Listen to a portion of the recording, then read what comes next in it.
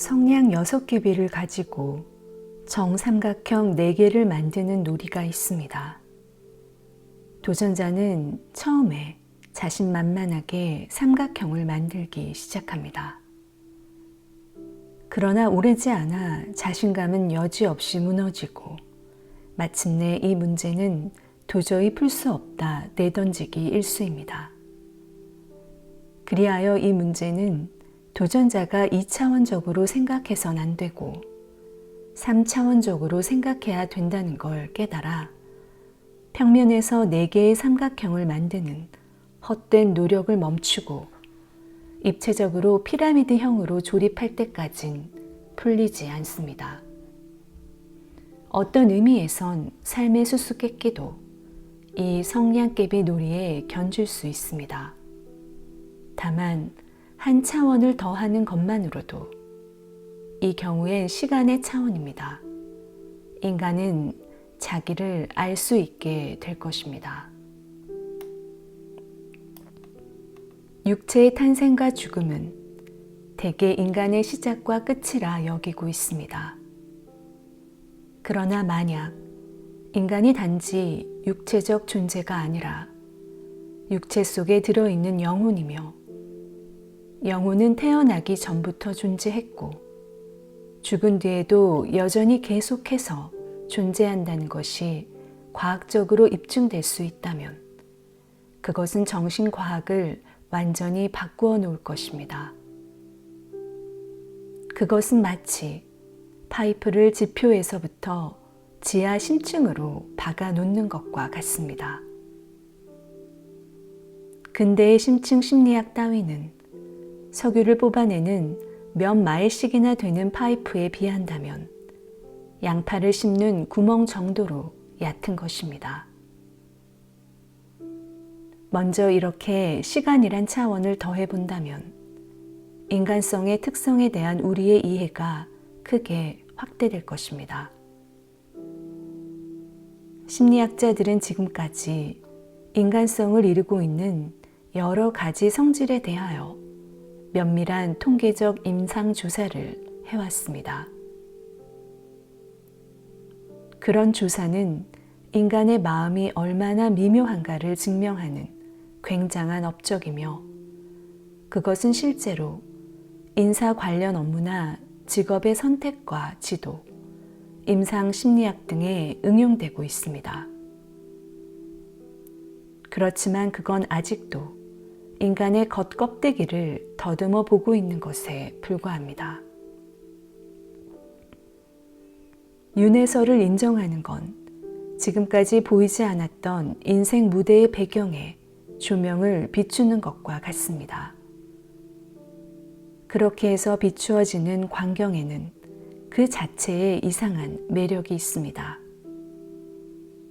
그러나 무엇보다도 중요한 건 한 사람의 특성이나 능력, 심리적 태도가 현재에 이르기까지 천천히 거쳐온 구불구불한 경로를 그 속에서 더듬어 볼 수 있다는 점입니다. 또 다른 비유를 든다면 윤회설을 인정함으로써 마치 10분의 9가 수면 아래에 숨어 있는 빙산의 전모가 드러나는 것과 같습니다. 지금까지 심리학자들은 많은 노력을 들였음에도 불구하고 겨우 10분의 1인 수면 위의 부분을 연구해 온 것에 불과하다는 말이 됩니다.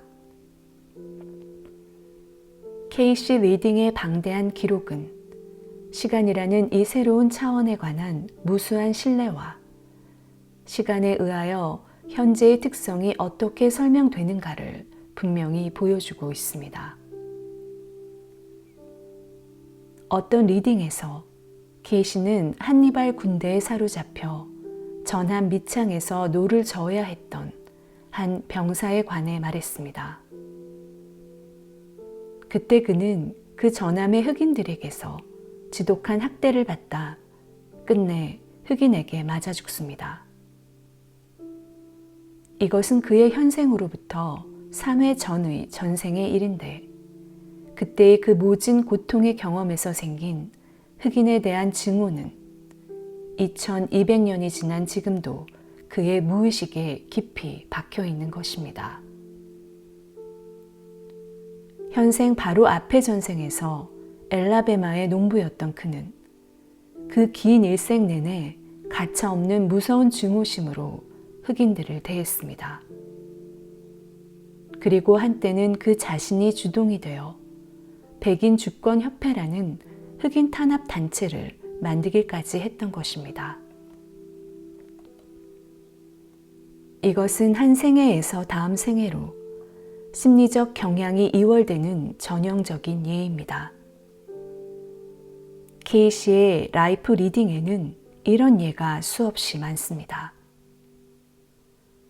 어떤 신문의 칼럼 리스트로 오랜 세월에 걸쳐 맹렬한 반유대주의자였던 사람이 있었습니다. 그녀에 대한 라이프 리딩에 따르면 그런 심리적 태도는 그녀가 사마리아인으로서 팔레스타인에 살았을 때 그 뿌리가 있다는 것입니다. 그녀는 당시 유대인들과 자주 심하게 다투었습니다. 38세인 어떤 노처녀는 과거에 여러 번 연애를 했지만 남성에 대한 뿌리 깊은 불신 때문에 번번이 결혼까지는 가지 못했곤 했습니다. 그런 불행은 그녀가 전생에서 십자군으로 나간 남편에게서 버림받은 경험에 그 원인이 있었습니다. 어떤 부인은 대단한 종교적 관용성을 지니고 있었는데 그런 특성은 전생에서 회교도들 사이에서 개혁 운동을 했을 때 얻은 것이라고 합니다. 이교도인 그 회교 신자들을 만나 비로소 그녀는 그리스도교 이외에도 이상주의, 용기, 친절, 자비 등의 미덕이 있음을 알았습니다. 당시 그 인상이 아주 강하게 그녀의 마음에 새겨졌기 때문에 종교적 관용성이 현생에도 그대로 지속되고 있는 것입니다. 그런가 하면 어떤 대중 작가는 종교에 대해 극단적인 회의론자인데 그것은 그가 전생에서 십자군 전사였을 때 주위 사람들에게서 성직사로서의 생활과 개인 생활 사이에 너무나도 노골적인 모순을 보고는 정남이가 떨어져 결과적으로 모든 종교에 대해 뿌리 깊은 혐오가 생긴 것에 기인합니다. 여기까지 전생에 그 원인이 있다는 세 가지 심리적 태도, 인종, 이성, 종교에 대한 이야기를 보았습니다. 물론 그 하나하나의 경우에 결과적으로 그런 반응이 일어날 수 있었던 환경적 요소가 현생에 있어야만 합니다. 흑인을 미워한 사나이는 1853년에 미국 남부에서 태어났습니다. 그러므로 그가 태어난 환경의 관습과 전통이 그가 지닌 인종적 우월감이라는 병균을 번식시키기에 알맞은 조건이 된 셈입니다. 그 밖의 두 경우 역시 현생에서의 환경의 영향이라는 가능성을 지적할 수 있을 것입니다. 그러나 그렇게 강한 태도가 수없이 많다는 사실과 같은 환경 속에 있는 사람들이 반드시 같은 반응을 보이지는 않는다는 사실로 볼 때 현생의 환경 요소보다 더 깊은 어떤 원인이 따르고 있다는 설이 보다 더 타당성이 있는 것 같습니다. 정신의학자들은 개인이 자연적으로 취하는 심리적 태도가 그의 무의식층에서 나오는 것으로 본다는 점에서 윤회론자의 견해와 같다고 하겠습니다. 윤회설은 다만 이 무의식의 영역을 전생에서의 경험의 영향까지를 포함하는 범위로 확대한 것 뿐입니다. 피지컬 리딩의 경우와 마찬가지로 그 원인이 생겨난 시기는 이렇게 새로 추가된 긴 시간 속에서 찾아볼 수 있는 것입니다. 심리적 태도와 마찬가지로 어떤 것을 좋아하거나 싫어하는 기호나 흥미 역시 인간의 성격을 구성하는 중요한 요소입니다. 자기 보존, 생식, 지배 등의 기본적 본능은 개인의 삶에 나타나는 표면적인 관심과 얽혀 있습니다. 모든 인간에게 공통되는 이 기본적 욕구와는 달리 이 근본적 충동이 각 개인에게서 그 사람만의 흥미나 정열로 나타나는 양상이 모두 다르고 아주 다양합니다. 예컨대 한 가정에 아이 5이 있는데 첫째 아이는 곤충 채집에 흥미가 있고 둘째는 음악을 좋아하고 셋째는 기계를 만지기 좋아하고 넷째는 그림에 흥미가 있으며 막내는 장난만 치는 아이일 수도 있을 것입니다. 이렇게 재능이나 경향이 모두 다르다는 사실에 대해 심리학은 보통 각 개인의 성격이 먼저 그 유전자가 지니는 유전자적 자질에 따라 결정되고 다음으로는 가정에서의 형제자매의 상호 관계와 경험이라는 정신분석적 인자에 의해 결정된다 설명합니다. 이런 설명은 표면적으론 매우 이치에 맞는 설명입니다.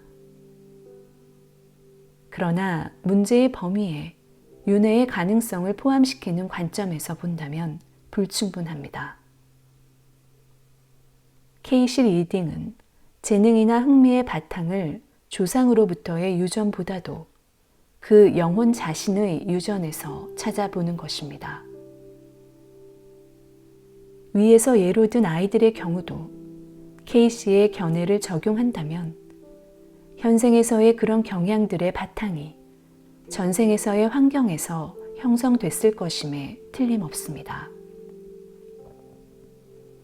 케이시 리딩 속에는 현생에서의 기호나 취미가 전생에서 비롯된다는 걸 보여주는 예가 많이 있습니다. 뉴욕의 한 치과 의사의 경우를 봅시다. 그는 도시에서 태어났습니다. 그의 가족도 대대로 도시에서 살았습니다. 치과 의원은 번창했고 그 자신도 도시 생활을 아주 좋아했지만 그런데도 그는 정기적으로 사냥총이나 낚싯대를 메고 들이나 강으로 가 홀로 야영을 하고 싶다는 충동을 자주 느꼈습니다. 자연 속에서 지내기를 좋아하는 취미가 별로 이상한 건 아니지만 그의 철저한 도시 생활적 성격과는 모순되는 요소입니다. 그러나 윤회론적 관점에서 보면 이것은 쉽게 이해할 수 있는 일입니다. 케이시의 리딩에 따르면 그의 전생은 초기 네덜란드 식민 시대에 미국으로 온 덴마크 사람이었습니다. 그는 뉴저지의 늪과 호수와 강이 많은 지역에서 살며 동물의 가죽을 거래하는 상인이었습니다. 그때의 숲과 강에 대한 향수가 도시 생활을 하게 된 현생에도 아직 남아있는 것입니다. 또한 어떤 특정 장소에 강한 매력을 느끼는 사람도 많이 있습니다. 그 원인은 케이시 리딩에 따르면 전생에 그런 곳에서 즐겁게 살았던 기억이 잠재 의식 속에 남아있기 때문이라는 것입니다. 예컨대 미국 동해안에서 성공한 어떤 여성 기업가는 줄곧 미국 남서부에 가서 살고 싶다는 소원을 가지고 있었습니다.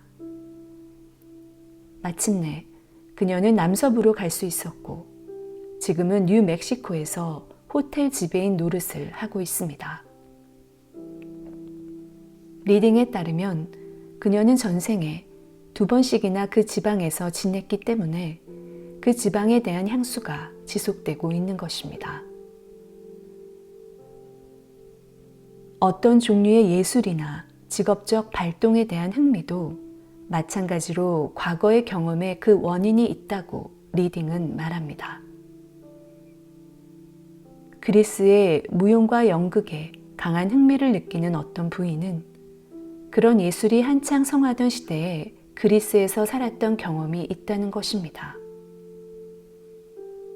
텔레파시에 대한 어떤 소년의 강한 흥미는 그가 심리학과 사념 전달 교사로서 아틀란티스에서 살았을 때의 경험이 바탕이라고 했습니다. 어떤 아름다운 아가씨는 비행기 조종에 열광적 흥미를 가지고 있었는데 그것도 조종사와 통신기사 노릇을 했던 아틀란티스 시대의 경험에서 유래된 것이었습니다. 다리를 저는 아이들을 도와주는 일에 대한 어떤 부인의 흥미는 그녀가 그리스도교에 감화되어 팔레스타인에서 절름발이나 병자들을 도와주었던 경험에서 비롯된 것이었습니다. 케이시의 리딩 말고도 이러한 예는 많이 찾아볼 수가 있습니다. 지금까지 살펴본 바를 요약하면 다음과 같습니다. 근대 심리학은 개인의 차이가 첫째로는 부모의 유전자에 따르고 둘째로는 환경의 영향에 따라 결정된다 보고 있습니다. 그러나 윤회론자의 견해는 유전도 환경과 더불어 전생의 카르마가 지닌 결정 요소의 결과이고 영혼이 지니는 모든 성질은 부모에게서 유전되었다기보단 스스로 만들어낸 것이라고 봅니다. 유전학설에는 일반적으로 별로 알려지지 않은 오류가 있습니다. 유전이라는 견해에선 정신현상이 생리현상으로 자아낼 수 있다고 봅니다. 당신은 어떻게 해서 상대성 원리를 발견하셨습니까? 라는 질문을 받고 아인슈타인은 공리를 재검토함으로써라고 대답했습니다. 아인슈타인의 이 대담한 솔직성을 볼 때 유전학설의 바탕이 되는 기본 개념을 재검토할 필요를 느낄 것입니다. 정신과 육체의 관계에 대한 인간의 지식은 분명히 아직 유아기에 있습니다. 그러나 정신적 현상은 대부분 전생에서의 정신적 현상에서도 유래된다고 보는 쪽이 더욱 믿을 수 있고 심리학적으로도 훨씬 합리적이라고 하겠습니다. 붓다는 너희의 현재 상태는 너희가 과거에 생각했던 바의 결과이다라고 말했습니다. 불교라는 뛰어나고 심리학적으로 정밀한 종교에서 윤회는 말할 것도 없이 중요한 가르침입니다. 붓다는 인간이 지니는 모든 성질이 그의 사고방식과 전생에서의 행위의 결과라고 했습니다. 단지 기계적인 견해로만 보아도 개인의 능력은 다만 그의 반복적인 노력의 결과라고 설명하는 것이 조리에 맞습니다. 그렇다면 현생에서의 능력의 개인차는 전생에서의 각자의 노력의 차이로 돌리는 것이 타당합니다.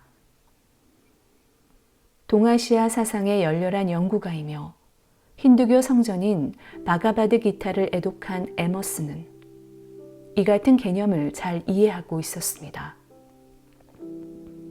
그는 여러 저술에서 그런 생각을 표현했는데 특히 경험에 대하여 쓴 수필 속에 그것이 뚜렷이 나타나 있습니다. 그 첫머리를 인용해 보면 아래와 같습니다. 우리는 어디에 있는 것일까? 처음과 끝을 알 수 없는 것처럼 또 처음도 끝도 없는 것처럼 여겨지는 어떤 연속 속에 있다. 눈을 떠보면 우리는 계단 위에 있는 자기 자신을 발견한다. 내려다보면 지금까지 자기가 올라왔던 것 같은 계단이 아래에 있다. 또 올려다보면 계단은 위로 계속되어 시계에서 사라져 끝이 보이지 않는다. 그런데 예로부터의 믿음에 따르면 수호신이 우리가 들어갈 입구 옆에 서 있다가 우리에게 자기의 신상 이야기를 하지 못하도록 황천의 강물을 먹여주는 것이다. 그 강물은 너무도 독하여 낮은데도 혼수 상태에서 깨어나지를 못한다. 에머슨은 연속이라는 말을 써서 모든 삶에 진화적인 성격이 있음을 암시하고 있습니다. 계단이라는 그의 비유는 인간의 능력이 인생을 몇 번씩 거듭함으로써 점점 위로 올라가는 것처럼 보인다는 걸 교묘하게 표현하고 있습니다. 실제로 특성이나 재능의 성장은 케이시 리딩에 따르면 계단적 성격을 지닌 일종의 연속을 보는 것 같습니다. 이것이 연속의 원리라는 이름을 생각해내게 한 것입니다.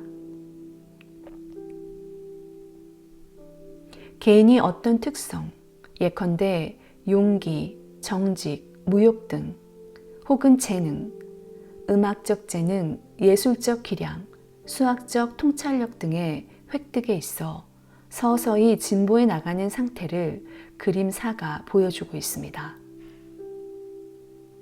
예컨대 여기서 음악적 재능에 있어 이 사람이 거쳐온 진보의 단계를 더듬어 보면 그가 최초의 인생의 극히 초보적인 악기, 아마도 갈대피리 같은 것을 쓰기 시작하고 제2, 제3, 제4의 인생에선 그 시대에 보다 진보된 악기를 쓰면서 리듬이나 멜로디의 기억과 그 밖에 이른바 음악적 재능이라는 능력의 내용을 차츰 키워나갔을 것입니다. 그리고 드디어 35번째의 인생에선 두드러진 재능, 즉 천재적인 능력을 가지고 태어난 것입니다. 이 이론이 개인차의 심리학에 보태어주는 새로운 깊이는 다음에 그림 5에서 40번째 인생으로 태어난 순간부터 나타나는 존과 피터의 음악적 재능을 비교해 볼 때 더 분명해집니다. 그림 5는 피터라는 개인이 거듭되는 전생에서 음악을 연습했음을 보여줍니다. 존은 음악에 어느 정도 관심은 있었으나 그리 뛰어나지는 못했습니다. 가령 음악적 재능의 정도를 나타내는 눈금에서 60을 천재라 한다면 피터는 태어나는 순간부터 음악의 천재이고 존은 그저 조금 소질이 있는 정도에 불과합니다. 이것은 인간의 다른 재능에 대해서도 적용될 수 있습니다. 여기서는 개인차의 과학이 성립되는 기초가 보여지고 있습니다. 태어났을 때 이미 인간의 천부적인 재능에 차이가 있는 이유를 이것으로 알 수 있을 것입니다. 불행하게도 카르마의 사상을 받아들이는 사람들 가운데는 카르마를 그저 징벌이나 고통으로서만 생각하는 사람이 많습니다. 그러나 카르마는 말 그대로 업이라는 뜻이고 중립적인 말임을 잊어서는 안 됩니다. 현상계의 일체의 것엔 극이 있습니다. 그리하여 양과 음의 두 면이 있는 것입니다. 카르마도 예외는 아닙니다. 분명히 행위는 선일 수도 있고 악일 수도 있으며 이기적일 수도 있고 이타적일 수도 있습니다. 만약 행위가 선이라면 그것이 연속됨을 방해하는 건 아무것도 없습니다. 그것은 자연의 운행에 따라 계속될 것입니다. 그리고 이미 제시된 것처럼 이것을 카르마의 연속의 원리라고 부를 수 있을 것입니다. 그러나 만약 행위가 걷잡을 수 없을 만큼 사악하고 불순하다면 그것은 다스려져야 합니다. 이런 다스림이 작용 반작용의 법칙에 따라 나타날 것입니다. 그리고 이것은 카르마의 보복의 법칙이라 불러도 좋을 것입니다. 복수의 원리에 따라 우리는 카르마 자체가 짓는 균형을 유지하려는 힘의 고통스러운 작용을 통하여 자기 완성이라는 좁은 길로 되돌려지게 됩니다. 그리고 동시에 연속의 원리에 따라 우리는 전혀 다른 길을 거쳐 조용히 방해받음 없이 진보해 나가는 것입니다. 그리하여 우리는 인생이라는 나그네 길을 거듭거듭하며 차츰 영혼을 위한 보다 나은 집을 지어 나가고 마침내는 해탈을 성취하는 것입니다.